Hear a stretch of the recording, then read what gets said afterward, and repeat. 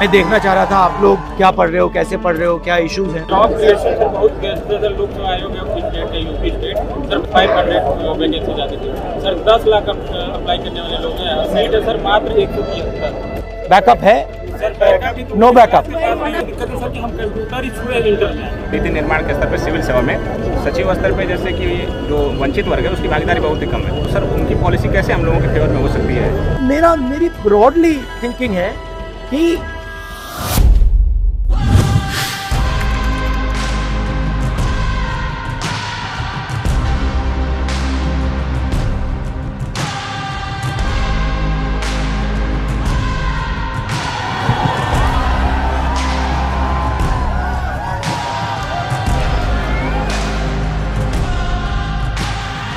तो बताओ house it, कैसा चल रहा है? मैं देखना चाह रहा था आप लोग की सिचुएशन कैसी है, क्या हो रहा है, क्या पढ़ रहे हो, कैसे पढ़ रहे हो, क्या इश्यूज हैं, थोड़ा समझना चाहता था। अभी मैंने ये यात्रा की, आपने देखा होगा, कन्याकुमारी से कश्मीर, तो उसमें मुझे एक अजीब सी चीज़ देखने को मिली कि जब भी मैं युवाओं से, बच्चों से पूछता था क्या करना चाहते हो, तो सिर्फ 5 जवाब मिलते थे। मतलब 99.99% लोगों ने मुझे बस 5 जवाब दिए। Lawyer, doctor, engineer, IAS, IPS या फिर पुलिस और आर्मी। शायद एक लड़की मिली जिसने कहा कि मैं अपना बिजनेस चलाना चाहती हूँ। तो इसलिए मैंने सोचा कि मैं आज डायरेक्टली आपसे आगे थोड़ा पूछ लूँ, आपकी एस्पिरेशन क्या है, क्या कर रहे हो, क्या कोशिश कर रहे हो, क्या मुश्किलें हैं, ये मैं समझना चाह रहा था। क्योंकि आप उन 5 में से एक या दो हो। सर सिस्टम में 2-3 जगह खामी है। पहले तो एजुकेशन, हम सर ग्रामीण भूमि से आते हैं। मैं यूपी का हूँ, पूर्वी यूपी का। कहाँ के हो? बनारस। तो सर वहाँ सिस्टम में ये दिक्कत है सर कि हम कंप्यूटर ही छुए इंटर में आते, देखे आपको कि कंप्यूटर क्या होता है, तो हमारे लिए IT सेक्टर खत्म। फिर हमको जब तक पता चलता है कि IT सेक्टर का रोड मैप क्या है, अदर बिजनेस का रोड मैप क्या है, स्टार्टअप कैसे खुलते हैं, तो इसकी नॉलेज नहीं होती हमको। तो हम सिंपली BA कर लेते हैं। फिर हमारे आगे अपॉर्चुनिटी दिखती है आर्मी, पुलिस, UPSC, तो एक प्रतिष्ठावान जॉब हो जाती है UPSC एंड स्टेट PCS की लोकसभा आयोग की सर्विसेज। आप सब ने ये डिसीजन लिया है कि आप कॉम्पिटिटिव एग्जाम में जाना चाहते हो। ये जो डिसीजन आपने लिया है, ये आपका डिसीजन है या समाज का डिसीजन है या मामा पापा का डिसीजन है या भाई का डिसीजन, किसका है? आपका है। सो समाज का डिसीजन, हाँ समाज का है। सर अगर हमें समाज को अपने ग्रोन अप करना है तो उसके लिए हमें कॉम्पिटिटिव एग्जाम तो क्लियर करना ही पड़ेगा। उसी के चलते एक रास्ता बचता हमारे पास कि हमारे पास एक अच्छी सैलरी हो और हम अपने आने वाली पीढ़ी को या फिर अपने सराउंडिंग को ग्रोन अप करा सकें। होना नहीं चाहिए। मान लो आपने ये कॉम्पिटिटिव एग्जाम किया और किसी ना किसी कारण आप पास नहीं हुए, तो फिर बैकअप क्या है? बैकअप है? No backup. बट आप लोग यंग जनरेशन हो बॉस, अगर आप लोग ये काम नहीं करोगे तो कौन करेगा? प्लान भी नहीं, क्लास के पास किसी के पास नहीं हो सकता है। सर एक्चुअली पास और मिडिल क्लास के पास प्लान भी होता नहीं है। या तो हम सर एग्जाम क्लियर करेंगे तो हमारी शादी शुरू करने से पहले प्लान B के बारे में क्यों सोचना चाहिए? नहीं सर, भैया हाँ? मेरा यही आपकी एज क्या है? 21 पे आप कह रहे हो कि मुझे ऑप्शन भी नहीं चाहिए, मगर मेरी जिम्मेदारी है कि आपको ऑप्शन भी मिल जाए। जॉब क्रिएशन सर बहुत बेस्ट है सर। लोकसभा आयोग है स्टेट है, यूपी स्टेट सर 500 वैकेंसी जाती थी सर। 10 लाख अप्लाई करने वाले लोग हैं। सीट है सर मात्र 173। अप्लाई करने वाले तो लोग हैं, लेकिन सीटें लगातार जा रही हैं और जो कि लड़के जितने भी उसमें कोशिश कर रहे हैं वो या फ्रस्ट्रेशन हो रहा है लगातार। देखिए सर सुसाइड रेट इंडिया में बढ़ रहा है।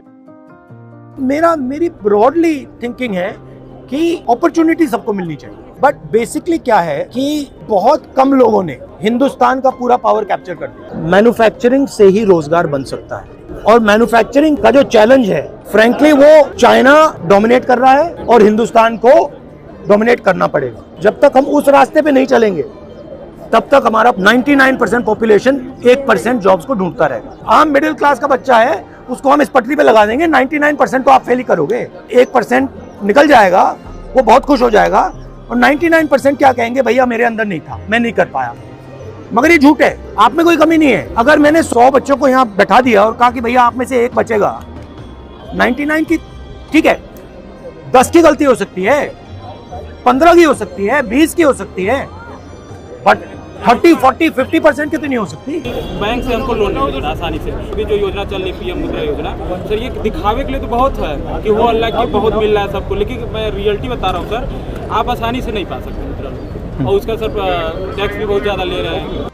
1% वाले पे बात करना है, जैसे बिजनेस आता है। अगर हम जाना भी चाहें तो फंड नहीं है मिडिल क्लास फैमिली के लिए, और अगर फंड भी दे दे गवर्नमेंट तो उसको लेने पाने के लिए इतनी नॉलेज नहीं है कहाँ से लेंगे, और गवर्नमेंट भी ऐसा तरीका भी नहीं बताता कैसे ले पाएंगे। अगर आप हिंदुस्तान के बैंकिंग सिस्टम को देखो, आपने कहा कि हमें बैंक लोन नहीं मिलता, आपने कहा कि मुद्रा लोन मतलब प्रयास है, उसको मिलता होगा, प्रोसेस नहीं है, वो ठीक है। मगर अगर आप देखें तो 10-15 लोग हिंदुस्तान के पूरे बैंकिंग सिस्टम को कंट्रोल करते हैं, ठीक है। उनका बिजनेस फेल हो, सक्सीड हो, कुछ भी हो, कोई फर्क नहीं पड़ता, ठीक है। तो पूरा का पूरा जो बैंकिंग सिस्टम है जिसको डिस्ट्रीब्यूट करना चाहिए, सबसे पहले वो बिल्कुल कॉन्सेंट्रेटेड हाथों में है, 5-10 लोगों के हाथों में। हम चूंकि सर ओबीसी कम्युनिटी से आते हैं, तो सर हमारे साथ पक्षपात हम हर जगह देख रहे हैं। जैसे ना कि मेरा मुद्दा ये है कि जैसे आपने कहा कि जो नीति निर्माण के स्तर पर सिविल सेवा में सचिव स्तर पर जैसे कि जो वंचित वर्ग है उसकी भागीदारी बहुत ही कम है, तो सर उनकी पॉलिसी कैसे हम लोगों के फेवर में हो सकती है? मैंने कभी कर्नाटक में बोला, सबसे पहले तो ये पता लगाना पड़ेगा कि हैं कितने लोग। अगर मतलब हम यहाँ कुछ बांटना चाहते हैं तो हमें ये तो पता लगाना पड़ेगा भैया यहाँ पे कितने कितने अलग लोग। तो मैं सोचता हूँ कि पहला कदम सेंसस। आपकी हड्डी टूटी है तो एक्सरे तो करना पड़ेगा ना, एक्सरे के बिना मैं वहाँ पे इलाज करना शुरू कर दूँ, कोई मतलब नहीं है। उसके बाद एक बार पता लग गया कौन लोग हैं, फिर पॉलिसी बनाने में आसान हो जाती है। मुझे बहुत खुशी हुई सर, मैं आपको बहुत सपोर्ट करता हूँ सर। पहले आप ऐसे नेता हैं जो राष्ट्रीय स्तर पर ये बात रखिए। आप एज अ पॉलिटिशियन कैसे सजेस्ट करेंगे कि पॉलिटिशियन में कैसे करियर होना चाहिए? पॉलिटिकल करियर में भी अलग अलग तरीके होते हैं, तो मेरा तरीका थोड़ा अलग है। मेरी सोच है और ये नेचुरली मेरे अंदर है कि जो कमजोर है, जिसको अपॉर्चुनिटी नहीं मिल रही है, जिसको दबाया जा रहा है, जिसको डराया जा रहा है, धमकाया जा रहा है, उसकी रक्षा करना मेरे लिए पॉलिटिक्स है। सर कौन सा मोमेंट भारत जोड़ो यात्रा में आया था जिसने मतलब आपको झकझोर के रख दिया, जिसने आपको दुखी किया, और एक वो मोमेंट नहीं, बहुत सारे कोई एक नहीं, बहुत, क्योंकि एक्चुअली मुझे क्या लगा भारत जोड़ो में कि इतनी एनर्जी है देश में, मतलब अनलिमिटेड है और जाया हो रही है। सही दिशा में इस्तेमाल नहीं, मतलब जो इतना केपेबल लड़का है, लड़की है, उसके लिए रास्ता ही नहीं बन रहा है, वो धंसा पड़ा हुआ है, फ्रस्ट्रेट हो रहा है। तो ये मुझे मतलब, और ये हर स्टेट में था।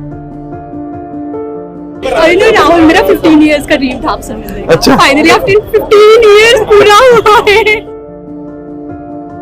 Okay, nice to meet you.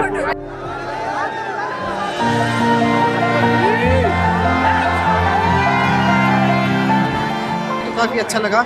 उन्होंने रियलिटी बताई है, भारत की भी रियलिटी और खुद की भी रियलिटी बताई है, जो वास्तव में है वही बताया उन्होंने। और उनसे मिलकर जैसा सुना था उससे भी कई अच्छे मिले हैं। वो बात की हमें बहुत अच्छा लगा कि राष्ट्रीय स्तर का नेता हमारे बीच बैठ के हमसे बात कर रहा है। उसी बारे में सबने बताया कि अगर 100% जनता है, उसके 5% बच्चे सेलेक्ट हो रहे हैं, तो इसका मतलब ये नहीं कि 95% बेकार है। इसका ये मतलब है कि उनको अपॉर्चुनिटी नहीं मिली, अदर सेक्टर्स में उनको अपॉर्चुनिटी नहीं मिल रही। ऐसे कार्यक्रम होने चाहिए ताकि अन्य जगहों के लोग भी जुड़ सकें और अपनी बातों को रख सकें।